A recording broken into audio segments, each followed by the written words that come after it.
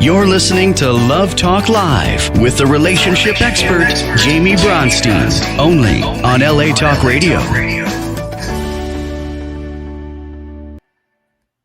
Hello and welcome to Love Talk Live. I'm your host, Jaime Bronstein, and today I have with me Joree Rose and John, Dr. John Schinerer. Welcome. Thanks so much for having us, Jaime. Well, happy Valentine's Day, first of all, to you guys and everybody who's watching. I have specifically picked a beautiful couple. These two are a couple. So we are going to first get into stuff about their relationship, their beautiful story, and it's going to be very inspirational for you guys.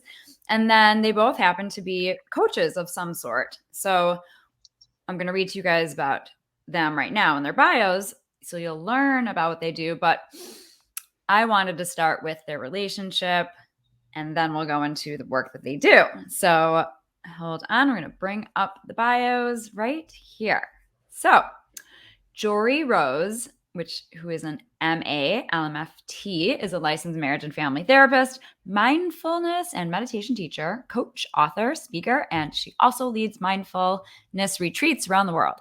Joree has helped thousands of people to live happier and more fulfilling lives through living with greater awareness and compassion, allowing them to decrease their stress, anxiety, and shed unhealthy habits, patterns, and mindsets.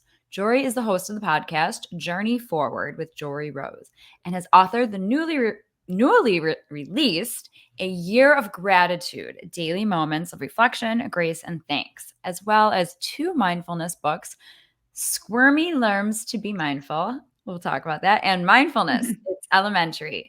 Joree has been featured in prominent media outlets such as OprahMag.com, NBCNews.com, Business Insider, KTLA News, and many more. And here is Dr. John Schinnerer. He coaches men to greater success and happiness at work and home. Dr. John graduated from UC Berkeley with a Ph.D. in psychology. He was an expert consultant for Pixar's Inside Out. Very cool. Dr. John recently received the award for Best Executive Coach in Danville for 2020. His areas of expertise include high performance stress management, manbox culture, positive psychology, anger management, and creating happy, thriving relationships. Dr. John hosts the Evolved Caveman Podcast to coach men to find success and happiness. Over 12,000 people have taken his online anger management course. Okay, I have a bunch of clients with some anger issues, so maybe I'll send them there. And then he's at evolvedcaveman.com. We are definitely going to go over where you guys are located towards the end, and go over how people can find you guys, etc. So let's start off with, if you could, because there's a lot to fit into these 30 minutes, or less than 30 minutes now. I want to hear, and the audience wants to hear, your story. How did you guys find each other? What brought you guys to each other? And what makes your relationship so beyond special and forever, I'd say, a soulmate relationship? Can I jump in, love, with that one? Please.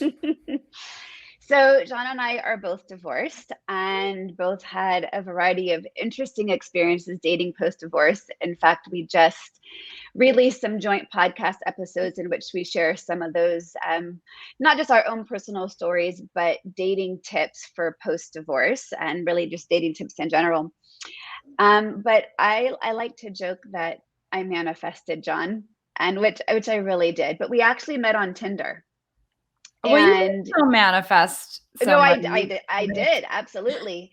But we met on Tinder, and it was, for me, really about gaining the clarity around what was it I was seeking to have in a partner, and really understanding the values of what I was looking for in a partner and my non-negotiables. And I wrote it all down, and 10 days later, there he was. And I had been off the dating apps, and I re-downloaded Tinder, and his profile was the one staring at me. And part of what was really attractive to me was, obviously, he's got beautiful blue eyes, and I was just thought, oh, he has just the kindest, beautiful blue eyes. But also just his credentials, because it matched similarly to what I did.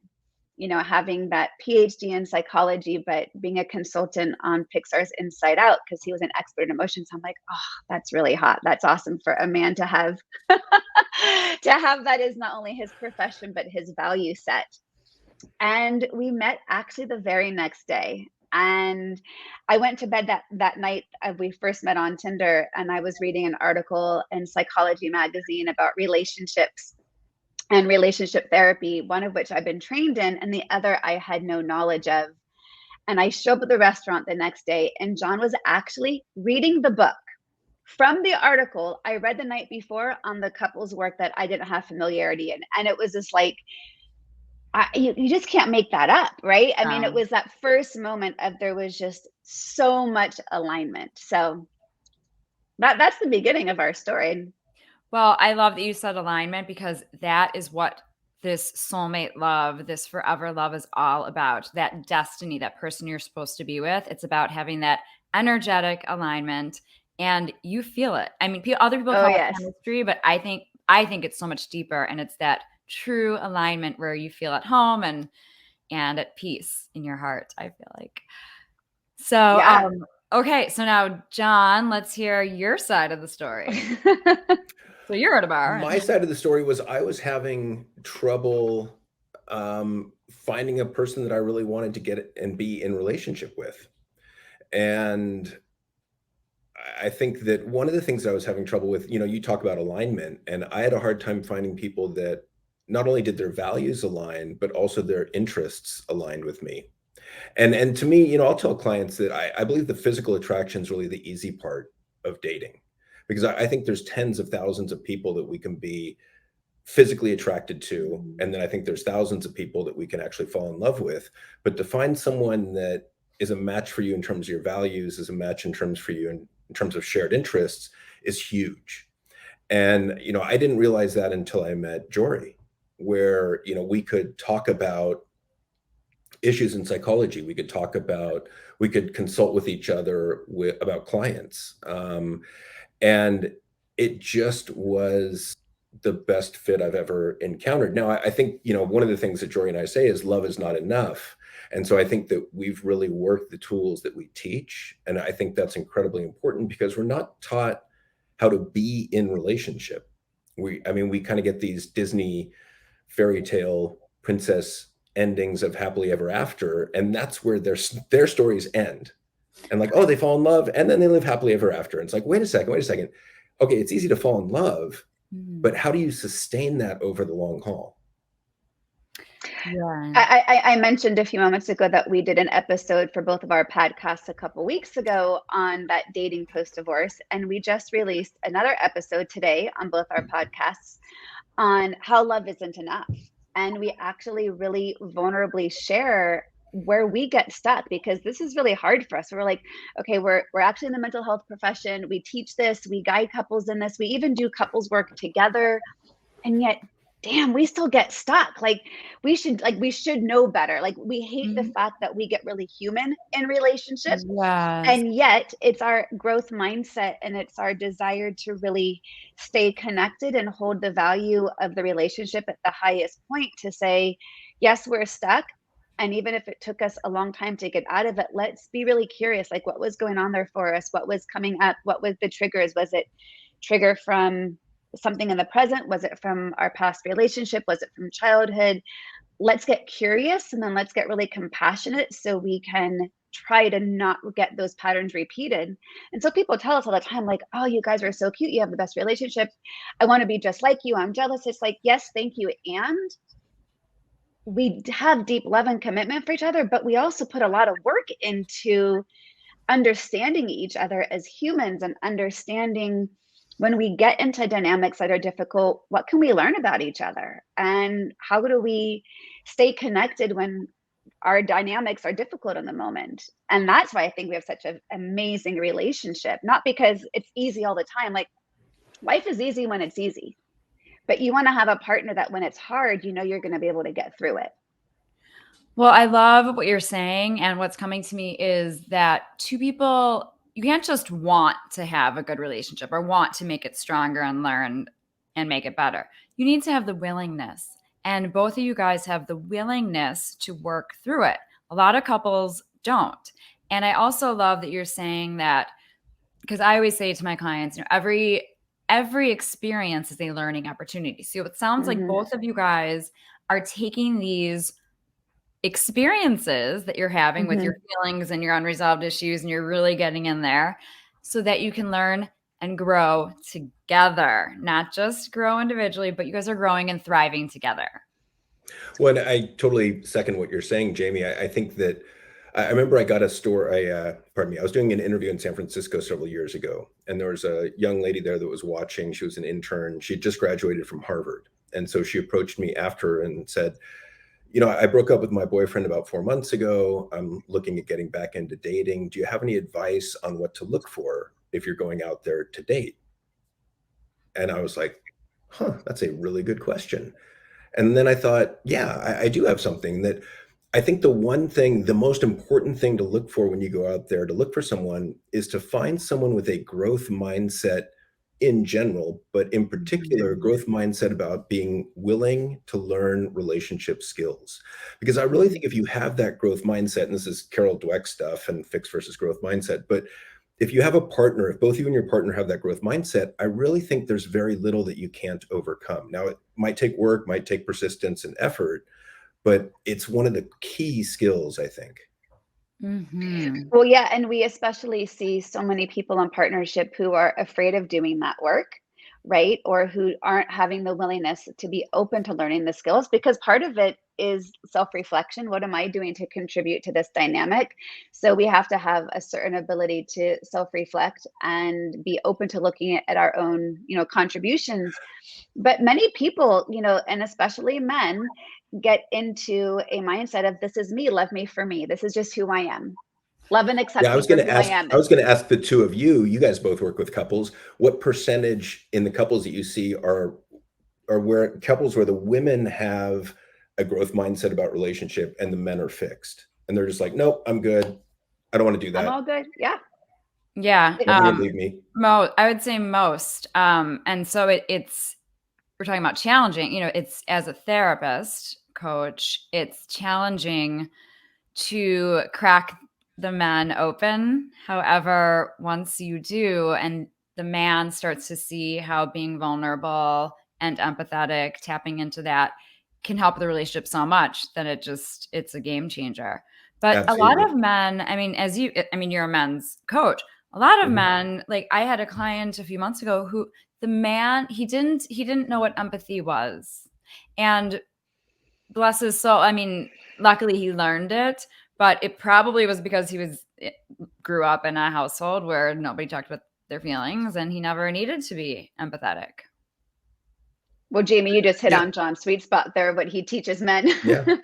Well, and I grew up in that same household, right? That, good German family, like we didn't talk about emotions, you just suck it up and get over it. And so I've had to learn. And one of the reasons I wrote the first book way back in, 2004, 2005, was I realized I was still an emotional idiot after getting a Ph.D. in psychology at Cal. And I was like, if I'm still emotionally unaware, how can the rest of us men, we don't even have a chance. And so to just break it down to very basic levels, basic skills, and to get men curious about why is this a good way to go and how is it a good way to go? Despite it not being how you were socialized, raised, or role modeled. Yeah.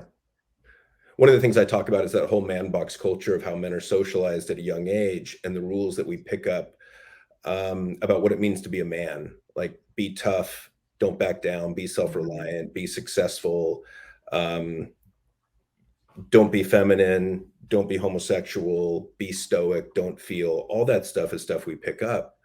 And it really hamstrings us once we grow up to be adults and we get into a significant romantic relationship. Because I would say that most of the women out there that I see are saying, I can't connect with my husband. Well, it makes total sense to me. And it's not our fault because we didn't ask to be socialized that way. I think it's our responsibility, however, to learn skills to evolve beyond it. Yeah.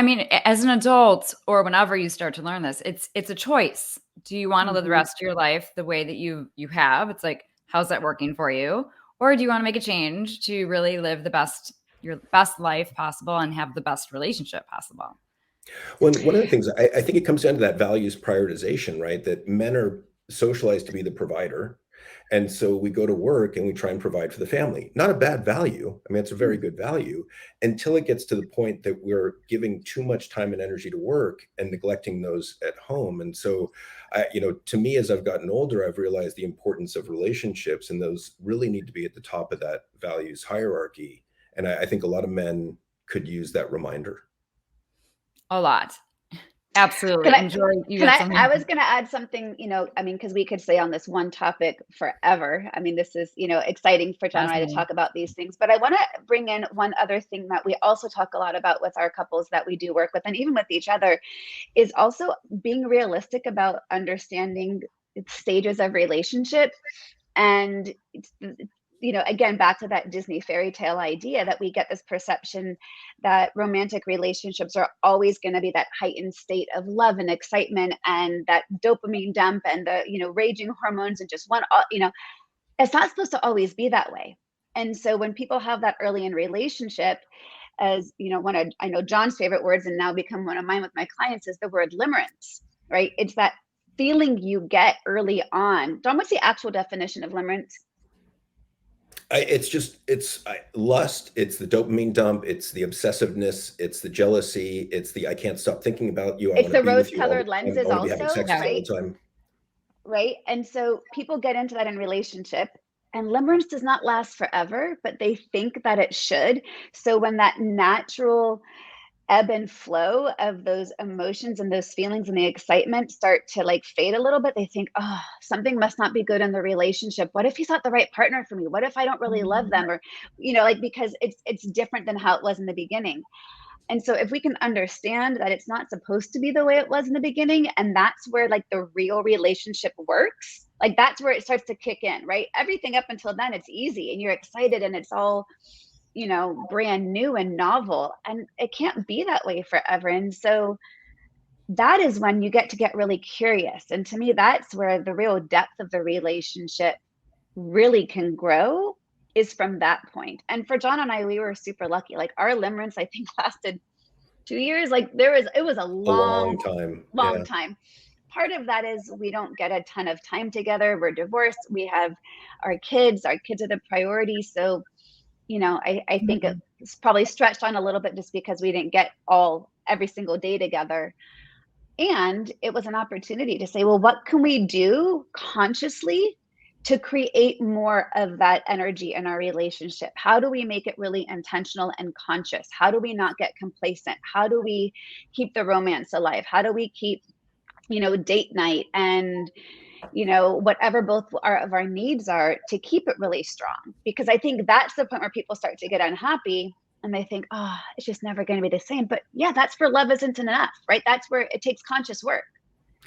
Okay. So a few things that are coming to me, because somebody who's watching might feel sad, this honeymoon. Okay. So that's really true that it really does end. That's kind of sad. However, I believe there's a world that we can live in, and it sounds like you guys are living in this world, where it's actually a beautiful thing and it's a positive thing when you get to that point, because it deepens the relationship, deepens that bond, the vulnerability steps in even more, you feel more connected, and you do have this option to go on date nights forever and to have fun forever. Because when you have fun and you have new experiences do not exactly what sex does, but new experiences, they bring up the neurotransmitters are going, the norepinephrine, the serotonin, oxytocin. So having new experiences together, even if it's going on a walk and walking in a different way. So there are ways to keep it alive. And absolutely. I'm looking at the time. We definitely have time left, but there's a very important question that I've been curious about this whole time. A few questions. So, and actually this has worked out so perfectly because we're talking about your relationship, but you're also talking about your work. So we're just intertwining the whole thing. So one of my questions is, and this should be a straight fire, you don't even have to think about it because you guys probably both you did manifest each other. What were your 3 non-negotiables, or ish, 3 to whatever non-negotiables that you had before you manifested each other? I'll go first on that one. So 3 for me were integrity, honesty. I wanted someone that could say what they mean and mean what they say. Another one was emotional awareness. And another one was good communication skills. Okay, perfect. Growth mindset would be in there as well, but that's 4. 3 to 5-ish. Okay. I had a lot of non-negotiables, and John checked all of them. I definitely needed someone with emotional awareness and desire to grow. Like, that was something I was not willing to compromise around. Communication was important. And I also know that it's not just good communication, but you've got to be open to learning new communication with a new partner, because everyone's going to be communicating differently. I really wanted someone who understood what mindfulness was, and I knew that it was going to be a stretch on some level, but I found him. Someone who was going to have a desire to have both self-reflection and insight and growth and spiritual connection. Not necessarily religious connection, but just that spiritual growth aspect of how do I show up in the world, and how can I relate in a different way to be more present, more aware, more compassionate. So I would say that, yeah, those are a handful of mine. Also one of the things that I did put in there was laughter.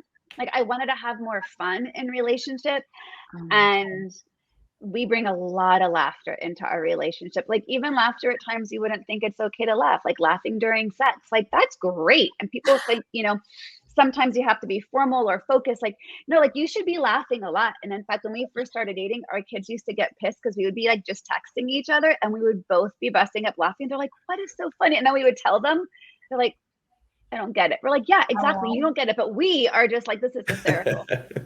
Yes. Well, love brings out that joyful awe and wonder that children have. And that's why it's so beautiful. Yeah. Well, you had a lot of non-negotiables. So you found your prince. You definitely did. Okay. I did. Last thing that I want to ask you guys, because then you need to plug yourself.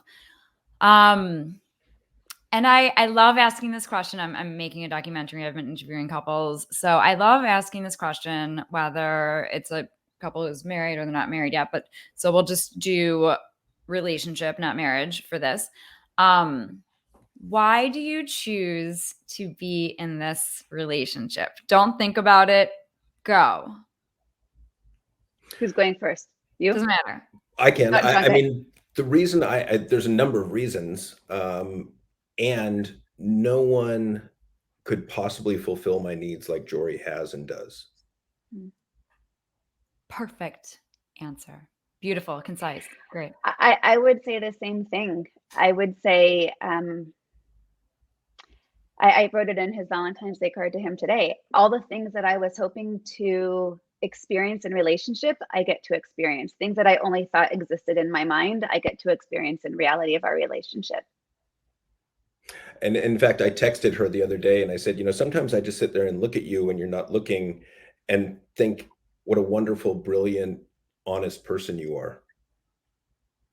Yeah. And how do you feel when he says that? Seen. I love this. This is just a big love fest.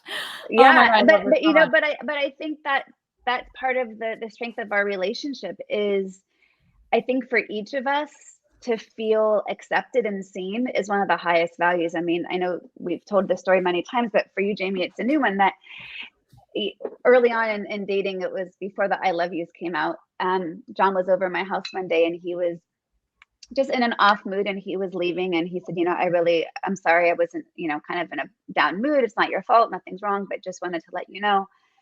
And I responded to him by saying, that's okay. My job is to accept all of you. And like his mouth just like dropped open, and I don't think he'd ever been fully accepted in relationship before. And I think so many people, John, what's the phrase you talk about changing each other, men versus women in relationship, that women go into relationship wanting to change their partners, and men go into relationship not wanting their partners to change. Stay the same. Yeah. Right. And I think John and I have this beautiful ability to truly accept each other as we are, And I think for both of us, feeling seen and validated and accepted is like one of the biggest love languages there is. And it's from that safety that allows us to grow together, right? Because we're growing because we feel seen, not because we're growing because someone's saying, I'll love you when you change. I have a list of people are always like, how do you know that you found your person? And you guys have everything. It's this peace in your heart. It's this, I can't imagine being with anybody else. It's growing together, growing and thriving, not just surviving. And it's this deep connection. That's this outer worldly connection. And I could go on. Okay. We feel very lucky. And I'm so happy for you guys. And I hope that if you get to celebrate tonight together or whenever you're celebrating Valentine's Day, I hope that you have an amazing time. Okay. So how can people find you? Plug away. Podcast, website, Instagram, anything. Okay. So the podcast is The Evolved Caveman. It's on all the major platforms, Apple, Spotify, Google, whatever you use. You can find me at theevolvedcaveman.com or at my coaching site, guidetoself.com. And I'm currently working on a book right now on manbox culture and how it affects us men in terms of our happiness and success in relationship. Wonderful. He's also on Instagram at The Evolved Caveman. Oh, yeah. Thank you. She finishes your sentences. Perfect. She does. Works really well. And for me, Jaime, thanks for asking. The best way to find me is my website, which is joreerose.com. And from there, you can get access to working with me one-on-one, be able to sign up for my signature course, which my next cohort is starting end of March, which is the Journey Forward Method, an 8-week live course in which I guide people through the foundations of mindfulness and to be able to integrate it into all aspects of their life to help get them unstuck. My podcast is Journey Forward with Joree Rose, and also Instagram is at Joree Rose. So pretty much consistent across all boards there. Wonderful. And everybody can always find me at therelationshipexpert.com. And thank you guys. It's been an honor to spend this Love Talk Live this week with this beautiful couple. Thank you guys so much. You guys are so inspirational. I'm sure that you're going to get a lot of calls, and I know that people will be so inspired. And thank you everyone for joining us on Love Talk Live and LA Talk Radio. Join us every week at 2 p.m. Pacific. And happy Valentine's Day, everyone. Thanks for joining us. Bye. Bye.